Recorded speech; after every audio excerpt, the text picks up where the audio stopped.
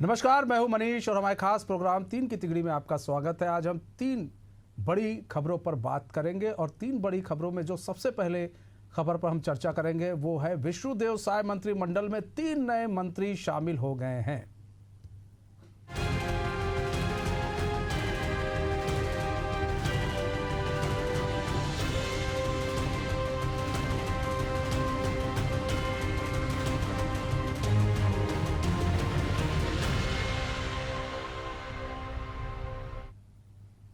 छत्तीसगढ़ में विष्णुदेव साय मंत्रिमंडल में 3 नए मंत्री शामिल हो गए। उनके विभागों का भी बंटवारा कर दिया गया। गजेंद्र यादव को स्कूल शिक्षा, ग्रामोद्योग, विधि एवं विधायी कार्य दिया गया है। राजेश अग्रवाल को पर्यटन, संस्कृति, धार्मिक न्यास एवं धर्मस्व विभाग संभालेंगे। वहीं खुशवंत साहेब कौशल विकास, तकनीकी शिक्षा एवं रोजगार, अनुसूचित जाति विकास सौंपा गया है।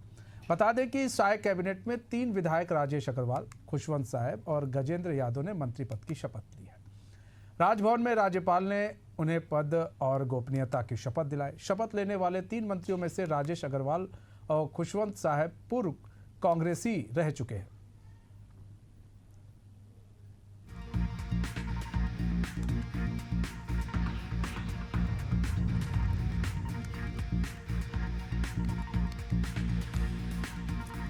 तो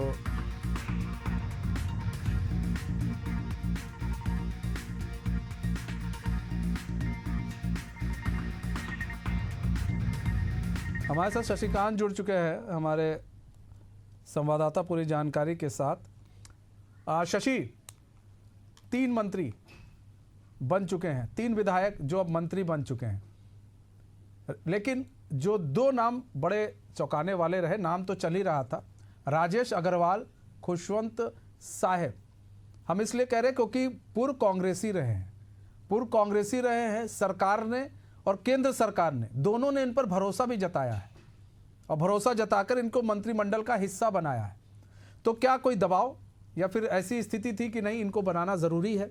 दूसरी चीज़ ये, खुशवंत साहेब जो कि काफ़ी बड़ा प्रभुत्व रखते हैं और अपने समाज में और कई विधानसभाओं पर इनका सीधा होल्ड है, तो ऐसे में क्या ये ज़रूरी हो गया था कि खुशवंत साहब को एक जिम्मेदारी दी जाए मंत्रिमंडल में? बिल्कुल, देखिए मंत्रिमंडल जो विस्तार है वो पूरा हो गया है। आज 3 नए जो विधायक हैं उनके शपथ के साथ जो है मंत्रिमंडल का जो विस्तार है वो पूरा हुआ है। हरियाणा फार्मूला छत्तीसगढ़ में भी लागू किया गया है और जिसके तहत जो है अब प्रदेश में 14 मंत्री हो गए। आपने पूछा कि जो खुशवंत साहेब और राजेश अग्रवाल को भी मंत्री बनाया गया है, चूँकि दोनों कांग्रेस में जो है नेता थे। हालांकि उसके बाद जब जो 2018 में जो राजेश अग्रवाल है उन्होंने जो कांग्रेस है उसको छोड़कर बीजेपी में शामिल हुए थे। ऐसे में बीजेपी में लगातार एक्टिव रहे हैं। इसके अलावा जब कांग्रेस में थे तो बहुत करीबी वो टीएस बाबा के माने जा रहे थे, लेकिन जैसे प्रदेश में सांसद जो बृजमोहन अग्रवाल है पहले मंत्री थे, उनके सांसद बनने जाने के बाद जो है मंत्री पद से भी इस्तीफा दिया था। तो ऐसे में अग्रवाल समाज से किसी एक नेता को जो है मंत्री पद देना था क्योंकि वो समाज को, उस वर्ग को भी बीजेपी साधना चाह रही। तो ऐसे में जो है उनको मौका दिया गया है। वही खुशवंत साहब की बात की जाए तो एससी समाज के जो क्षेत्र है, जो एरिया है, जो सतनामी समाज, वो काफ़ी बड़ी संख्या में छत्तीसगढ़ में मौजूद है, क्योंकि उसका सीधा फर्क जो है चुनाव में देखने को मिलता है। तो ऐसे में उन्हें साधने की कोशिश भी कहा जा सकता है। तो इसके जो मद्देनजर है ये दोनों को जो है जो मंत्री पद है वो दिया गया है। इसके साथ जो है एक नई पीढ़ी जो है बीजेपी ने तैयार किया है, चूँकि हमने देखा था कि जो पुराने मंत्री है या पुराने चेहरे पर ही दांव बीजेपी लगा रही थी। तो ऐसे में जो मुख्यमंत्री विष्णुदेव साय से लेकर पूरा मंत्रिमंडल में बदलाव देखने को मिला है और नए चेहरे को जो है मौका दिया गया है। तो ऐसे में कहीं ना कहीं आने वाले समय के लिए भी एक जो रणनीति है वो बीजेपी तैयार कर रही है, कैसे और आने वाले चुनाव में कैसे और जो है जो मजबूती के साथ जो है मैदान में जाया जा सके। इन तमाम विषयों को लेकर ये जो तमाम जो मंत्रिमंडल का विस्तार किया है वही है। चूंकि हालांकि मुख्यमंत्री का विशेषाधिकार भले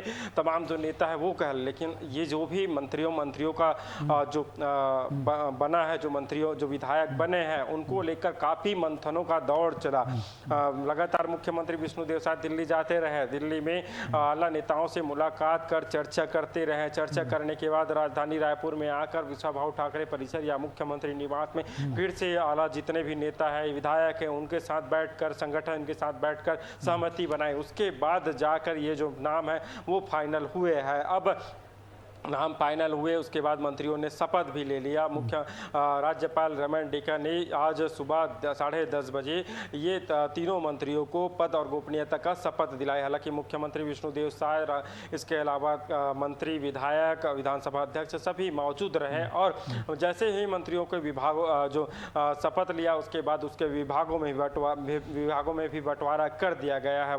विभागों की बात की जाए तो जो स्कूल शिक्षा विभाग है वो गजेंद्र यादव को दिया गया है। ग्राम उद्योग, विधि एवं विधायी कार्य भी उन्हें दिया गया है। इसके अलावा गुरु खुशवंत साहब की बात की जाए तो कौशल विकास, तकनीकी शिक्षा एवं रोजगार, अनुसूचित जाति विकास का जिम्मेदारी उन्हें दी गई है। साथ ही राजेश अग्रवाल को पर्यटन, संस्कृति, धार्मिक न्यास एवं धर्मस्व विभाग दिया गया है। इसके अलावा और भी मंत्री है, उन मंत्रियों के विभागों में भी फेरबदल हुआ है। बात की जाए उप मुख्यमंत्री अरुण साह को, तो उप मुख्यमंत्री अरुण साह को खेल एवं युवा कल्याण का अतिरिक्त प्रभार दिया गया है। साथ ही राम विचार नेता, हालांकि उनके पास यथावत जो विभाग थे उसी विभाग में वे रहेंगे। विजय शर्मा की बात की जाए तो उन्हें गृह, जेल, पंचायत, ग्रामीण विकास, विज्ञान और प्रौद्योगिकी, चूँकि उनके पास ये जो विभाग है वो थे। तो इसके अलावा बात की जाए तो केदार कश्यप को भी जो है उनको वन, जलवायु परिवर्तन, परिवहन, सहकारिता, संसदीय कार्य दिया गया है। वही लखन लाल देवांगन को आबकारी विभाग दिया गया है, तो उनके विभाग में भी बदलाव किया गया है। इसके अलावा एक जो विभाग है मंत्री टंकराम वर्मा को खेल, युवा कल्याण से हटाकर जो है अब जो उच्च शिक्षा विभाग है वो उन्हें दिया गया है। तो इस तरह से विभागों में भी बंटवारा कर दिया गया है। अब चूंकि विभागों में भी बंटवारा हो गया है, अब जल्द से जल्द जो 3 नए मंत्री है वो पदभार भी ग्रहण कर लेंगे। जी, पदभार ग्रहण कर लेंगे। लेकिन राजेश अग्रवाल को बड़ी जिम्मेदारी पर्यटन की दी गई है। पर्यटन को किस तरह से बढ़ावा दिया जाए, क्योंकि छत्तीसगढ़ में पर्यटन को लेकर थोड़ा रहता है, तो अब ऐसे में पर्यटन को लेकर किस तरह से बढ़ावा दिया जाए। तो क्या कुछ ऐसा राजेश अग्रवाल ने कुछ ब्लूप्रिंट तैयार कर रखा है कि नहीं, अगर वो आते हैं तो कुछ नया ऐसा करें ताकि पर्यटन के क्षेत्र में आगे बढ़े छत्तीसगढ़ और लोग जो है ज़्यादा से ज़्यादा रुख करें छत्तीसगढ़ का।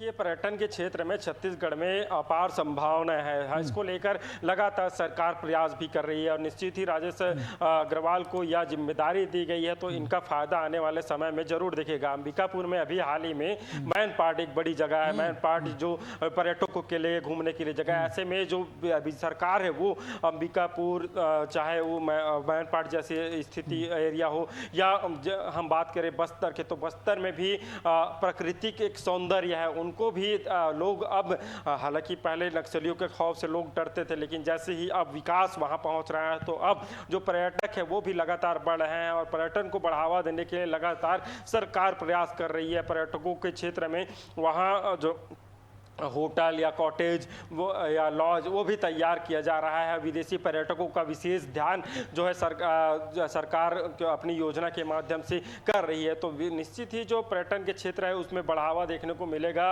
अब चूंकि नई जिम्मेदारी मिली है तो पहले समझेंगे, समझने के बाद किस तरह से नई जिम्मेदारी है, नया जोश है और पर्यटन के क्षेत्र में कोशिश ये करेंगे कि ज़्यादा से ज़्यादा जो है लोग आए छत्तीसगढ़ को देखें और जो जो चीज़ें छिपी हैं उसे सामने लाया जाए पर्यटन के क्षेत्र में। और भी जो जिम्मेदारी तीनों मंत्रियों को दी गई है वो भी पदभार जल्द से जल्द ग्रहण करके उसको कैसे आगे बढ़ाना है, रोजगार की दिशा में कैसे काम करना है, इस पर भी जल्दी ही काम देखने को हो सकता है।